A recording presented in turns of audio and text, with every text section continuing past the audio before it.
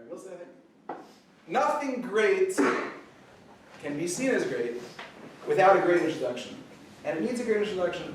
And Rabbi Shapiro is obviously very, very close to my heart. Someone who I really wish to be able to hear. This morning I listened to Rabbi Shapiro's shir. It was a Purim shir about unity in Purim. 2 days ago I listened to the shir on Parshas Vayakhel from last year. To be able to hear from Rabbi Shapiro, every word that you hear is golden, is a gift, is an opportunity. Please, everyone, please give your undivided attention. It's close and an honor to hear from Rabbi Shapiro.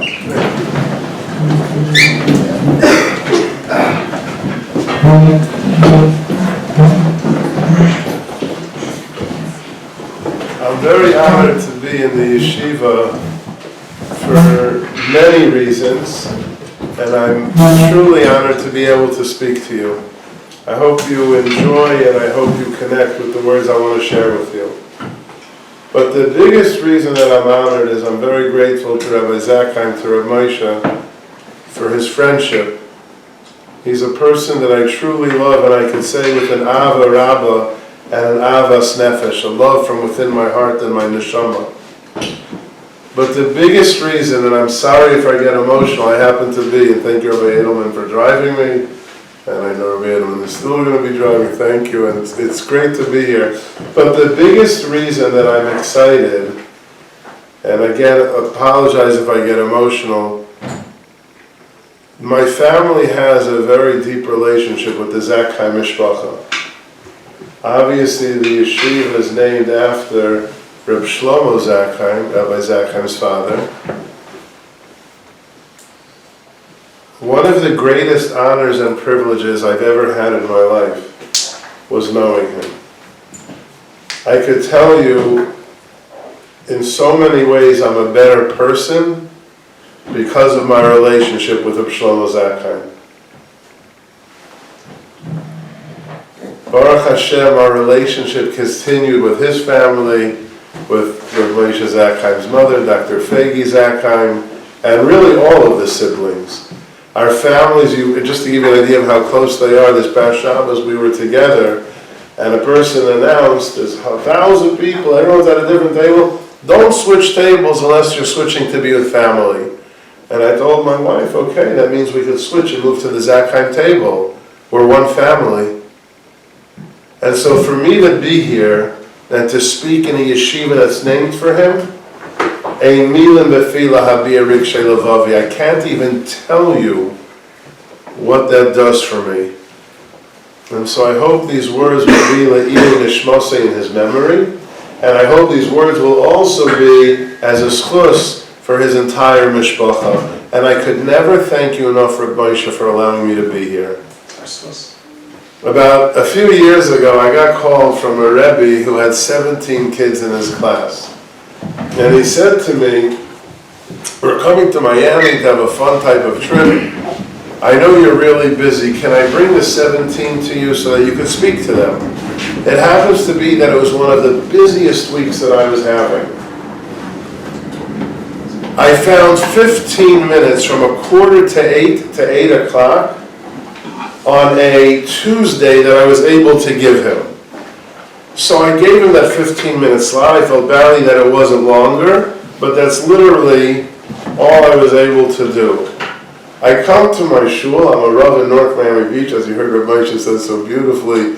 The Zakheim Mishpacha, Dr. Zakheim and her children, they come to North Miami Beach. We're able to be family that's together. I come to my shul, and the guy says to me, the Rebbe says, I hope you don't mind, not all of them showed up. So I said, okay, I'm not a numbers guy. How many are here? And he said, 1. I said, 1? What happened to the other 16? They chose to go to Bayside banana boating. And he said, 16 out of 17 are going banana boating instead of coming? I was a little bit, wasn't the happiest camper. I said, you know what, let me speak to this one kid. Now, a lot of these boys were on different levels and struggling with different things. That's not the point of the story. The point I'll get to in a minute. I changed my whole speech to speak with him. I faced him one-on-one, and I had a heart-to-heart conversation with him. I basically told him something that my father Zatzal always said, and that's really my message to you. I don't know really any of you, but my message could be universal. Hashem is not in the wholesale business, he's in the retail business. And that means sometimes we get so caught up in the greater picture, the big picture, we forget that if I do one Shabbos, one Daf, one Mishnah, one Pasuk, one Chesed, one Tefillah, one I'm sorry, that's a game changer. And I take that message with me around the world where I'm privileged to travel. So this is the message I shared with the kid. A teenager. The next day I really wanted to know, keep in mind it was Wednesday, did I have any impact on the kid? So I called up the Rebbe and I said, how you doing? Did he like it? 16 chose boating instead of me. That hurt, but did the kid like it? He said, oh, he loved it. I said, was there something in particular? He said, yes, it was the cat. I said, cat? I didn't even speak about a cat. He said, no, not you. Outside your shul, there's a cat. I said, yeah. He said he loves cats. So for about an hour and a half, after you spoke with him, he stayed on the bench and he was playing and, petting the cat. I said, was there anything about me that was memorable? He said, no, he liked the cat. Wow. I stayed back for that. Friday, I was getting ready for the Project Inspire convention, not the one of this Shabbos, but a couple of years ago, my phone rang. I picked it up, and the Rebbe, that one who brought me the one instead of 17, introduced himself. And as soon as he introduced himself, I was so upset for what happened, I blurted out, the cat's not for sale! I was ready to hang up. He says to me, hey, chill. Remember the one boy, you remember we spoke to him about? I said, I do. He tells me these words. He has been struggling and has not kept the proper Shabbos in 10 years. He buzzed out of Shabbos for a decade. But he just remembered what you said about retail, not wholesale, that everything counts. He called me not 10 minutes ago and said, Rebbe, can I come to you for this Shabbos so I keep it properly? So I want you to know that one boy took your retail word seriously and he's coming to me for the first Shabbos in over 10 years. I learned a great lesson from that story. Hashem is truly in the retail business. But we kept one Shabbos and he learned only one block or one pasuk or one amen. For that, you're a ben olam haba. And everyone can achieve that extraordinary potential. Subsequently, in case you want to know what happened to the cat, at first I made it with that speech which went viral, got hundreds of thousands of hits. You can watch it on Torah anytime. It's called The Cat in Miami. I made it the most popular cat in the country.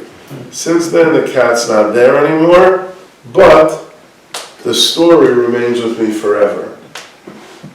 People can achieve extraordinary things with one decision. That's all it takes. It's interesting. There's a most famous quote, Yesh koina olamai b'sha'achas, which people like translating as, you can acquire your world in 1 hour. There's a famous rule from Reb Tzadok that you translate a word the way it's used the first time in the Torah. I'm curious, anybody aware? The word sha'ah. The first time it's ever used in the Torah. Where is it? And it doesn't mean an hour. By the carbon of Kayin that was rejected, the Pasuk says, Ve'el Kayin ve'el minchasai loy sha'ah. To Kayin and his carbon he didn't turn. So what does a sha'ah really mean? A sha'ah correctly means a turn. And that's what the Gemara is teaching us. Yesh koina olamai b'sha'achas. You could acquire your whole world in one turn. That kid acquired his world with a cat and one Shabbos. And if there's anything that you take out of my words, I'm asking the almost 30 of you and the Rabbeim to realize, everyone on their own level, Yesh koina olamai b'sha'achas. I'm challenging you, I'm allowed to challenge you. Take the one turn. The one step. There's nothing small or inconsequential. It might be that decision that you make, like I said already twice, the extra Gemara, the extra Mishnah, the extra, whatever it is. You have to live with that idea. The mirror mashkiach, which means Rabbi Yerucham Levovitz used to say, shame on a person if he doesn't know his chesronos. Because if you don't know your faults, you're never going to change. But it's a tragedy if you don't know your milos. Because if you don't know how good you are, then you'll never achieve your potential. And I'm going to say that elevator pitch again. To not know your chesronos and how you have a deficiency or a fault, that's bad. But not to know your milah, how special and extraordinary you are, that's a tragedy. And I hope that everybody, myself included, realizes we have milas, and it's that one sha'ah, that one turn, that one step, that one cat in Miami that helped change the trajectory for that kid. You just have to believe. There was a family in the northern part of Israel that was involved in Kirov called Lev La'achem. They had a beautiful family, including a little boy who turned 3. You're aware that when a boy turns 3, they have an upsharon. I'm so sorry to tell you, I apologize. In the morning, he went for his upsharon. When you go to Cheder, they wrap a boy in a talus so that his eyes only see purity and not anything impure. And then they give him the haircut, and he licks the letters, the honey, the everything. Torah is so sweet. He went to Cheder that day. He wasn't feeling well. He went to lie down on a little mat, and he died in his sleep on his 3rd birthday. At night when they buried him, they bury someone in Israel wrapped in a talus. The family told me our 3-year-old started his day and wrapped in a talus, and he ended his day wrapped in a talus.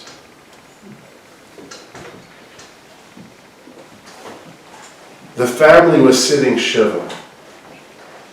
And in the middle of the Shiva, one day, the rabbi was surrounded by a group of men. He was told he had a phone call.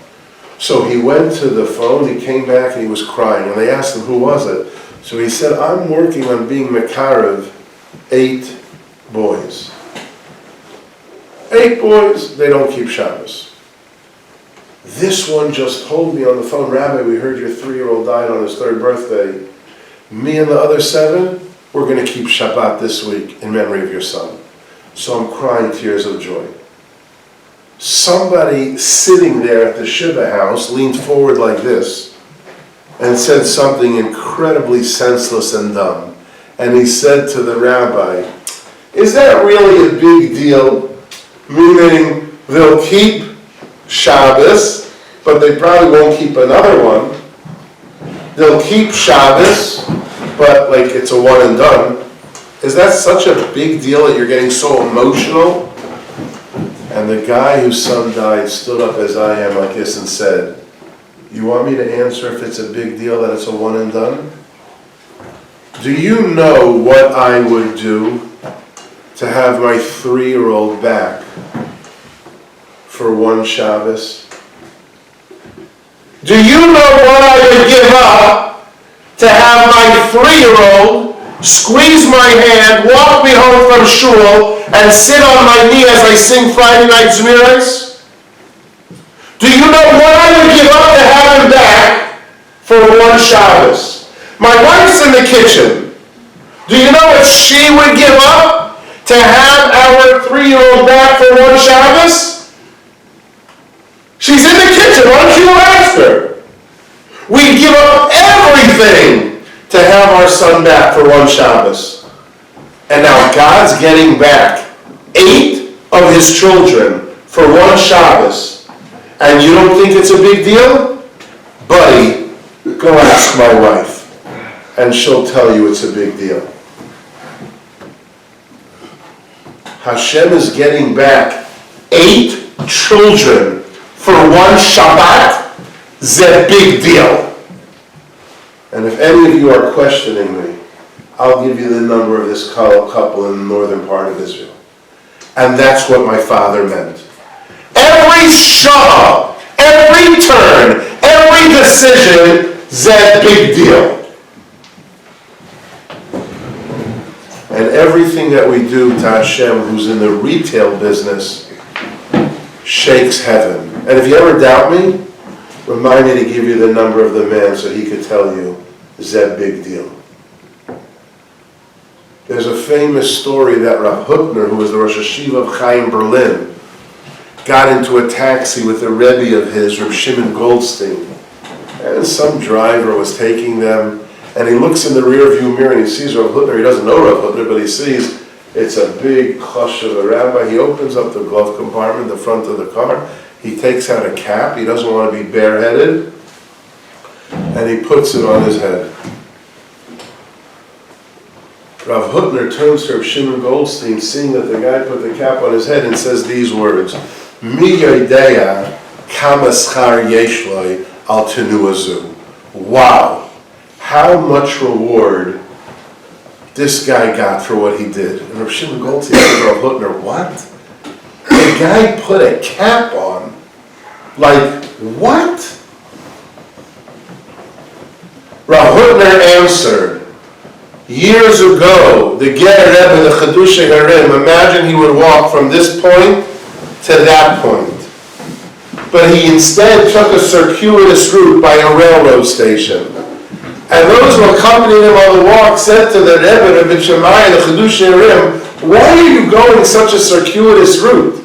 And he said, because every day I take that path, there are these big bolvans, which means big people whose only job is to take the luggage off the train and on the train, and off the train and on the train. Yet whenever I pass by, they see me, they stand at attention like this, they stand with respect, and they say in Yiddish, Der Rebbe B'Shemayerkim, Der Rebbe B'Shemayerkim, the Ger Rebbe is coming, let's stand at respect.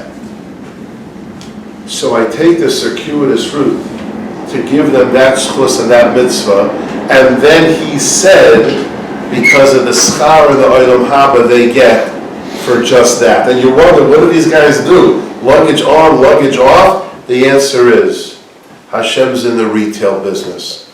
The answer is what Rav Hutner told Reb Shimon Goldstein, this taxi driver put a cap on his bare head, Mi yodea kama schar yesh lo al tenua zu. You get schar for everything.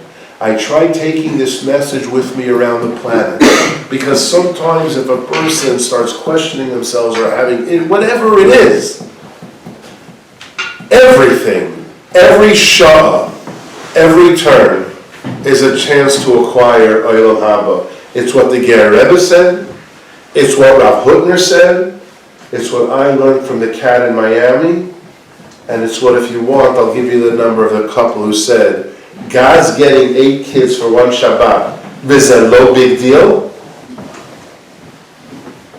There was a bacher who, I'm sorry, before he was a bacher, it was a non-religious family and a non-religious son.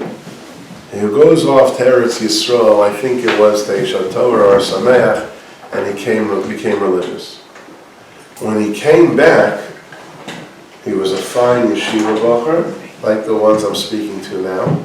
And the father says to the son, the father wasn't religious, he says, son, let's learn that, the Talmud stuff. He says, Dad, Gemara? He says, yeah, let's learn the Gemara. He says, Dad, no, I'm religious, you're not. We could start with something basic, elementary, but not Gemara. He said, no, I want to learn Gemara with you. And not only that, I want to have that party at the end. He says, you mean a siyum? Yep, let's learn. The father and son learn together 3 days a week, a couple hours each session. What is that a week, 5-6 hours? At the end of a year, you do the math, what is that, a few hundred hours. And at the end of the year, they finished one daf. Today in Daf Yomi, people finish a daf between here and the exit sign. And it took them a year. The father says to the religious son, all right, I'm ready for the party! He says, Dad, that's on a masechta, not a page. He says, I want a party. That night, they didn't know what to do. the son, brought down Sefer Nachasvi, the son went to the Gadol Hadar Rabbi Moshe Feinstein and said, what should I do? Rabbi Moshe said, what should you do? Make a siyum, make it big, make it grand, and I'm coming. And Rabbi Moshe came to the siyum on one daf. I'm told it was a siyum that was off the charts extraordinary. And Rabbi Moshe was there. Everybody goes home and goes to sleep. Unfortunately, that man died in his sleep. The next morning there was a levaya of the man who finished the daf. And he went to bed healthy. Bad news travels, and Rabbi Moshe Feinstein found out, and he said, I'm coming to the levaya. And Rabbi Moshe got up to speak. And this, my dear friends, or should I say family, is what Rabbi Moshe Feinstein said about the man, and I quote, Yesh kaina olamai b'shah achas. Some people acquire their world in 1 hour or 1 turn. And I'm saying, says Rabbi Moshe, Yesh kaina olamai b'daf achas. Some people acquire their whole world with 1 daf. And that man was a Ben Olam Haba with his daf, his 1 daf. For that 1 daf, Yesh Koina Olamai B'daf Achas. I'd like to give you the challenge I mentioned a few moments ago. I'd love to speak longer. I actually have to start leaving, but let me at least give you a bracha. My coming was worth it just to be with my family, the Zakhars. But it will be made even more meaningful if you remember there's a guy from Miami who said, Hashem is in the retail business. And if I push myself to do 1 more daf, or 1 more amr, or 1 more taisus, or 1 more mincha, or 1 more Shabbos, or 1 more shnai mikra bechatago, or 1 more siyum, you're a Ben Olam Haba. Remember what Rav Hutner said, Yesh, kabaskar yesh le'al tenu azu. I learned it because 16 guys went boating, and 1 kid came, and he became a Shomer Shabbos from it. How do you think I felt after when I learned that lesson? If there will be people who hear the words coming out of my mouth, and as a result will choose to realize, Yesh koina olamai b'shah achas, that 1 turn, that 1 step, that 1 decision, that is truly how you become a gadol, period. And remember, most importantly, as I told you from the couple in the northern part of Israel, if you ever doubt, like I'm mamish pushing myself to get this Rajba, I'm mamish pushing myself to understand Doisus, I am mamish pushing myself to get the Rachmas on time. Is it a big deal? Zed big deal. Zed big deal. And you should be zeicha to believe the words that I said. You should be zeicha to take the daf, take the sha'ah, take the turn, make the decision, and remember it's a big deal. May you always give nachas to yourselves, to your Rabbeim, and most importantly, HaKadosh Baruch Hu. Thank you so much for listening.